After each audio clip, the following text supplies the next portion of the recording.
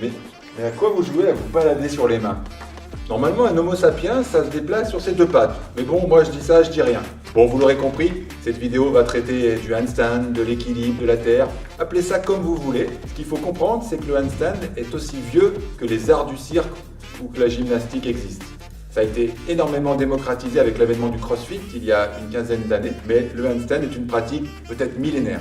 Cette vidéo va comprendre deux parties. La première, ça va être un tutoriel pour apprendre à maîtriser les bases du handstand. La seconde partie, plus théorique mais tout aussi passionnante, va rentrer sur les bienfaits du handstand et comment l'intégrer dans une pratique de préparation physique. Mes deux invités d'aujourd'hui sont Naomi et Steven. Naomi est freerunner freerunneuse. Ah, j'arrive pas. Je croyais qu'on mettait des E, tout ça.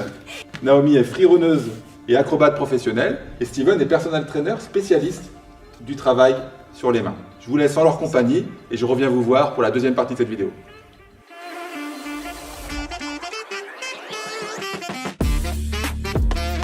Donc premier mouvement d'échauffement, on va commencer sur les poignets. Donc Nao là, elle va poser les mains à plat avec les doigts qui pointent vers l'avant. D'abord on verrouille les coudes en externe et ensuite vous allez passer les épaules devant les mains et vous allez maintenir cette position pendant au moins 30 secondes. Une fois que les 30 secondes sont passées, vous allez faire ce mouvement là en dynamique. Donc vous allez passer 10 fois les épaules devant les mains. Et pour revenir en position de départ, il va falloir bien repousser sur le bout des doigts. Donc comme ça va commencer à chauffer un peu vos poignets. Donc on continue sur les poignets avec les mains cette fois en direction des genoux. Donc vas-y Nao. Donc là pareil, sauf que cette fois vous allez tirer les épaules derrière les mains. Donc pareil, vous maintenez la position pendant au moins 20-30 secondes. Et une fois que les 20-30 secondes sont écoulées, vous allez ramener les épaules alignées avec les mains. Et vous allez faire ça une bonne dizaine de fois. N'hésitez pas à décoller aussi un petit peu les paumes de main. Comme ça étirera un petit peu vos doigts. Voilà, nickel. Et pour finir, donc du coup la même chose, mais cette fois avec les doigts qui pointent vers l'extérieur. Donc là, elle va se pencher un petit peu sur la gauche. Voilà, pendant 20-30 secondes. La même chose de l'autre côté.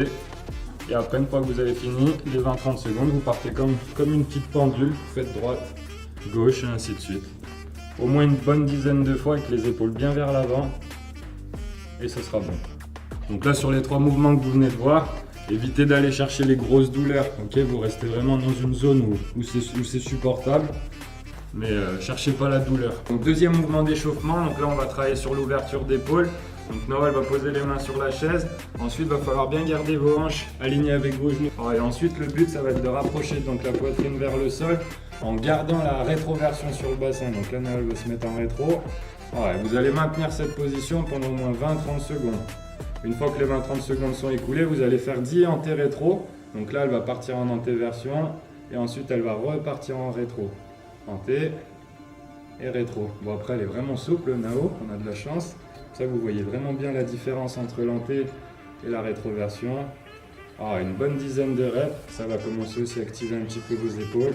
Troisième mouvement d'échauffement, on va bosser sur la colonne. Donc pareil, vous gardez bien vos genoux alignés avec les hanches, les épaules alignées avec les mains. Et là, on va travailler sur le Katenko. Donc là, elle va faire l'antéversion, relever la tête. En même temps, elle va inspirer avec le nez. Et ensuite, quand elle va expirer, elle va faire le dos rond. Donc là, c'est l'étirement du chat, le 4. Donc vous voyez bien, rétro, anté. Et là, on va mobiliser les trois parties de votre colonne vertébrale. Quatrième mouvement d'échauffement. Donc là, vous allez travailler sur les hanches, donc sur des rotations internes et externes. Donc vous gardez vos deux mains en appui au sol. Vous essayez de garder bien les épaules dans l'axe, bien symétrique. Vous écartez un petit peu vos pieds. Et là, elle va rapprocher le genou droit ou le genou gauche vers son pied droit. Et ensuite l'inverse. Donc une bonne dizaine de répétitions. Donc ce mouvement-là, vous pouvez le faire surtout si vous travaillez un petit peu sur les jambes écarts ou sur les petits ciseaux que vous allez voir sur les mouvements pratiques juste après. Ça, c'est un mouvement que vous pouvez faire même si vous ne faites pas de handstand dans vos entraînements. Vous pouvez le faire pour gagner en mobilité sur vos hanches, pour préserver vos hanches. Donc vous pouvez le faire presque tous les jours à chaque échauffement.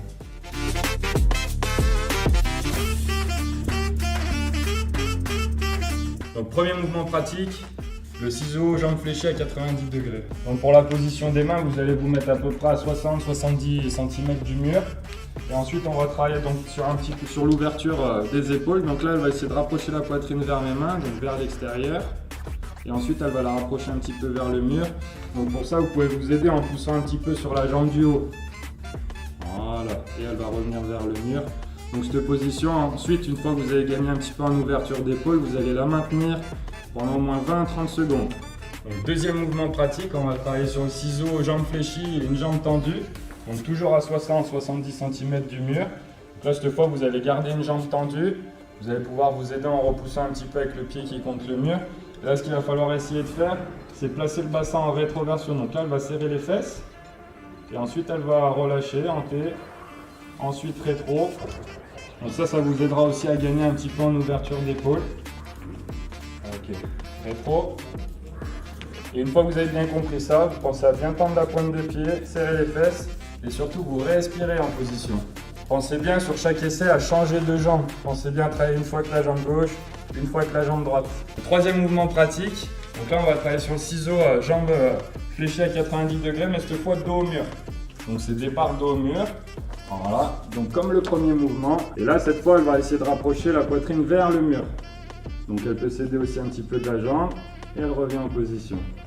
Parfait, tu reviens. Ok, donc là, ce mouvement. Ensuite, ce troisième exercice de pratique, il va surtout vous apprendre à repousser un petit peu sur vos doigts pour ne pas partir vers l'avant. Donc là, elle va décoller un petit peu le pied du mur. Elle va vous montrer, elle va repousser sur ses doigts pour revenir se caler contre le mur. Là, elle pousse un petit peu sur ses doigts pour revenir en position de départ. Quatrième mouvement pratique, donc, donc toujours sur le ciseau avec une jambe fléchie et une jambe tendue. Donc là, elle va bien tendre la jambe, serrer les fesses, passer en rétro, repousser un petit peu sur les doigts pour éviter de partir vers l'avant. Voilà, parfait. Et là, pareil, vous pouvez chercher à décoller un petit peu le pied du mur pour essayer de repousser sur les doigts. Voilà, nickel. Vous pouvez aussi vous aider de la jambe du haut, donc elle va tirer un petit peu la jambe vers l'avant et ensuite elle se repose contre le mur. Donc pareil, vous pouvez travailler sur 5-6 répétitions et essayer de bien comprendre la ligne d'action des doigts. Donc cinquième et dernier mouvement pratique, donc cette fois sans le mur, ça sera en libre. Donc on reprend le premier exercice, le ciseau jambe fléchie à 90 degrés. Donc cet exo il va vraiment vous faire comprendre en fait les transferts de poids vers l'avant. Donc là elle va repousser sur ses doigts pour revenir un petit peu vers l'arrière et tout doucement, voilà. Et ensuite pour vous rattraper, vous pouvez aussi le rattraper un petit peu avec vos jambes. Donc si vous sentez que ça part un petit peu vers l'avant, elle va repousser un petit peu avec ses doigts. Ou alors vous pouvez aussi reprendre l'équilibre avec l'ouverture d'épaule. Donc cet exercice va vraiment vous faire comprendre les transferts de poids vers l'avant et vers l'arrière. Et une fois que vous allez comprendre ça, vous allez pouvoir après passer sur des handstands en full, en tuck, en straddle, comme vous voulez.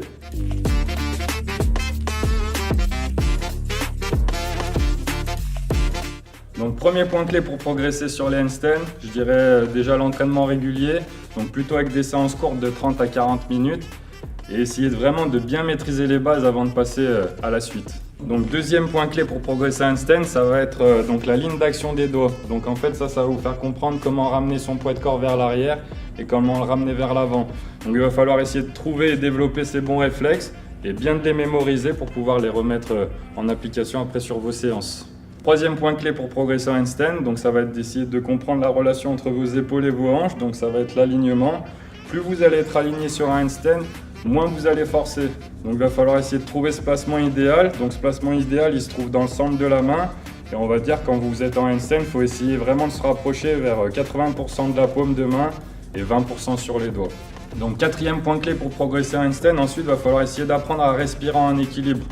Donc là, quand vous allez apprendre à respirer en équilibre, vous allez pouvoir augmenter vos performances en handstand et vous allez pouvoir vraiment comprendre les corrections. Première correction, vous vous rappelez l'anté, la rétroversion, les pointes de pied, l'ouverture d'épaule, trouver les bons réflexes. Donc c'est pour ça qu'une fois que vous avez compris les 3 premiers points, il faut vraiment apprendre à respirer en équilibre pour augmenter vos perfs. Donc cinquième point clé pour progresser en handstand, être patient, ne pas se frustrer parce que vous verrez c'est un sport qui est assez frustrant. Il y a des jours où vous allez rentrer le handstand pendant peut-être 15-20 secondes. Il y a des jours où vous allez le rentrer 0 fois. Donc il ne faut pas se frustrer, il faut juste continuer à s'entraîner, pas s'énerver et puis c'est tout.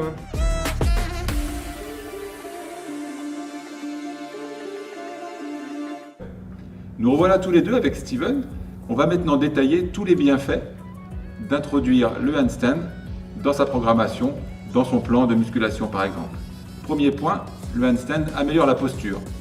Donc oui, le handstand améliorera votre posture dans votre vie quotidienne, que vous soyez assis, debout, dans tous les cas ça améliorera votre alignement.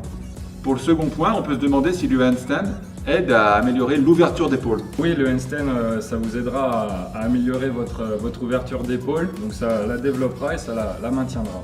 Qu'est-ce que tu entends par ouverture d'épaule? C'est quel mouvement? Tout ce qui est overhead au-dessus de la tête. En ce qui concerne les poignets, est-ce que le handstand a des vertus? Bien sûr, le handstand vous aidera justement à gagner un petit peu en mobilité sur les poignets et puis surtout ça vous aidera à renforcer un petit peu vos poignets pour vos entraînements. Maintenant, un petit mot sur la colonne vertébrale. Est-ce que le handstand peut jouer sur la colonne vertébrale? Ça vous aidera aussi à renforcer votre colonne vertébrale et puis comme je l'ai dit sur le premier point, ça vous aidera à améliorer votre posture. On va travailler sur tous les muscles, on va dire, autour de la colonne vertébrale, donc tous les muscles spinaux. Ce sera plus droit, c'est ça que tu veux dire? Exactement, c'est exactement ça. Tout ce que dit Steven, c'est très intéressant en ce qui concerne l'amélioration de la mobilité. Par contre, gardez à l'esprit que si vous manquez de mobilité à la base, si vous avez un gros déficit de mobilité, attention à trop forcer les amplitudes. Je vous donne un exemple. Si vous avez une mobilité de poignet hyper limitée comme ça, et que vous attaquez des handstands à fond les manettes, ça va être compliqué de passer de là à là sans douleur. Donc il faut avoir vraiment des prérequis au niveau de la mobilité. C'est pour ça que si on veut passer à une pratique très sérieuse du handstand et éviter les douleurs qui pourraient apparaître, il faut se faire suivre par un coach spécialiste de ces sujets. Point suivant, la proprioception. La proprioception, c'est un terme qui est très utilisé dans le fitness et dans la préparation physique, mais parfois à mauvais escient. La proprioception, c'est l'ensemble des informations en provenance du corps, des muscles, des tendons, etc., qui informent le cerveau sur la position des segments les uns par rapport aux autres et globalement de votre placement du corps dans l'espace. Typiquement, la proprioception, c'est si quelqu'un me fait bouger le coude alors que j'ai les yeux fermés et qu'on me demande à quel angle est le coude, je vais être capable de dire sans voir mon coude qu'il est à tel degré. C'est ça la proprioception. Et donc le handstand, tu peux nous dire un petit mot de la relation entre handstand et proprioception? En gros, quand vous allez commencer les handstands avec le regard au sol, donc la proprioception, elle sera développée, mais elle ne sera pas vraiment optimale, parce que vous allez toujours avoir le repère au sol. Mais par contre, une fois que vous allez fermer les yeux ou rentrer la tête simplement en handstand, là vous verrez c'est vraiment difficile de savoir comment on est positionné en équilibre. Donc juste sur l'anté, la rétroversion du bassin, savoir si vous êtes jambes écart, jambes serrées, jambes fléchies, jambes devant, jambes derrière, toutes ces choses-là. Le message à garder à l'esprit, c'est que la proprioception, c'est la capacité à connaître son corps sans le voir, sans la vision. C'est ça. Mais même déjà les yeux ouverts avec un repère au sol, vous verrez que c'est assez difficile de comprendre comment on est placé en handstand. C'est pour ça que souvent on doit se filmer ou se faire prendre en photo ou faire appel à un coach. Finalement, la musculation et le fitness, on fait quand même toujours un peu les mêmes exercices chiants. Et le handstand, c'est quand même moins chiant. Est-ce que le côté ludique est vraiment présent dans le handstand? Carrément, vous allez pouvoir varier sur vos figures. Vous allez pouvoir vous entraîner aussi sans matériel, donc à n'importe quel moment de la journée, au boulot, vous allez pouvoir vous faire des challenges, tout est possible en handstand. Je disais en introduction que le CrossFit a démocratisé le travail sur les mains.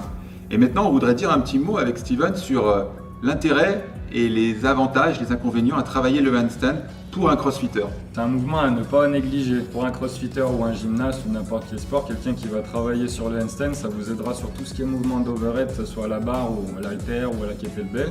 Donc ça vous aidera déjà là-dessus. Comme on l'a dit tout à l'heure sur la proprio, donc ça vous aidera à savoir un peu comment vous êtes placé dans l'espace. Ça vous aidera du coup à stabiliser un petit peu vos épaules. Donc comme je l'ai dit, sur tous les mouvements d'overhead ou même sur les mouvements où vous allez être en suspension à la barre, par exemple sur vos tractions. Pour terminer, quand on veut intégrer le handstand dans ses plans d'entraînement, quand on n'est pas un spécialiste du handstand, qu'on veut faire du fitness, de la musculation et qu'on veut mettre du handstand, on le met comment? On le met dans l'entraînement pour le haut du corps, pour le bas du corps? Tu conseilles quoi? Déjà, vous pouvez le mettre en introduction de séance sur vos échauffements, déjà, ça peut être pas mal. Un échauffement pour le bas ou le haut du corps? Plutôt le haut du corps, ouais. Si vous avez une séance par exemple sur un street press ou sur du développé couché, des tractions, vous pouvez à ce moment-là commencer sur du handstand.